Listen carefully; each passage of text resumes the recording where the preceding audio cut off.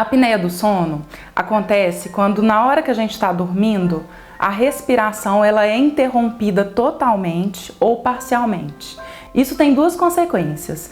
Um é a alteração dos gases, então nisso a gente tem uma baixa de oxigênio e um aumento do gás carbônico, porque quando a gente para de respirar, a gente para de trocar. E também o sono ele vai sendo fragmentado, porque toda vez que a pessoa tem uma sensação que a via aérea dela está fechando, o que ela faz é superficializar o sono para voltar a respirar de forma adequada. A síndrome de Down ela tem vários fatores que fazem com que a criança tenha mais chance de fechar essa via aérea durante o sono. Primeiro, eles têm uma hipotonia. A musculatura ela é mais molinha. Então, na hora que a gente está dormindo, que a gente relaxa mais, essa musculatura também relaxa mais. E como o tônus já é diminuído, eles vão ter muitas vezes o fechamento por conta dessa hipotonia. Além disso, eles têm essa parte da face deles, que é a mandíbula, ela é menor. Então isso faz com que a cavidade nasal e que a cavidade oral sejam menores também. E aí, relativamente, a língua fica maior.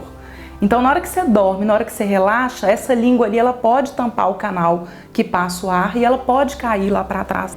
A gente tem um tecido parecido também com a amígdala adenoide, lá no fundo da língua, que são as tonsilas linguais. As crianças com síndrome de Down, elas têm 11 vezes mais chances de ter isso aumentado. Então, a língua cai. Só o fato de não roncar não quer dizer que não tem apneia.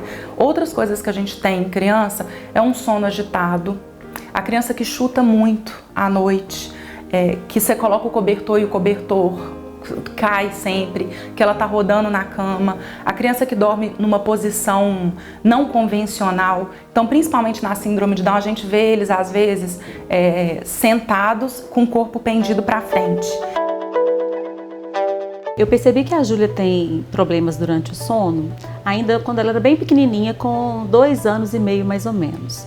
Porque a gente percebia que durante o sono ela parava um pouco de respirar, então a gente conseguia ver a apneia. A Júlia é muito agitada, ela não parava um minuto, né? Ainda precisava com 8 anos do sono diurno, né? Então eu falei, não vou levar no neurologista para investigar TDAH, primeiro eu vou investigar o sono. E aí a gente fez a polissonografia, né, no final de 2016, e aí a gente teve o diagnóstico da apneia. Isso prejudica nas relações sociais, prejudica muito no aprendizado. Então, assim, além da deficiência intelectual da síndrome, a gente ainda tem um agravante, que é a apneia, que também tira um pouco, né? Provoca também essa falta de concentração. Então, se não tem um bom sono, não aprende, não consolida o que aprendeu durante o dia. Tem estudos que mostram que crianças com trissomia do 21, com apneia e sem apneia, se a gente pega umas crianças assim de 2 a 5 anos, as que não têm apneia têm um vocabulário com mais de 190 palavras a mais do que as que têm apneia. As que têm apneia, 30% junto às palavrinhas, as que não têm apneia, 80%. Então, pra gente pensar em colocar essas crianças, que eu acho que é tão importante na questão da inclusão nas escolas, na inclusão de mercado de trabalho. Às vezes isso vai determinar se essa criança vai ser alfabetizada ou não.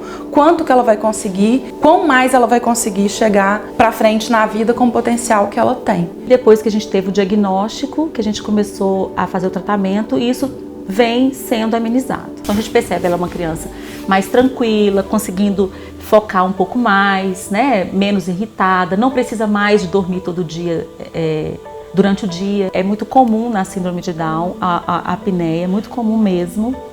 Então, investiguem, né? Não acreditem que a criança é hiperativa, não acreditem que a criança é nervosa, sem investigar o sono.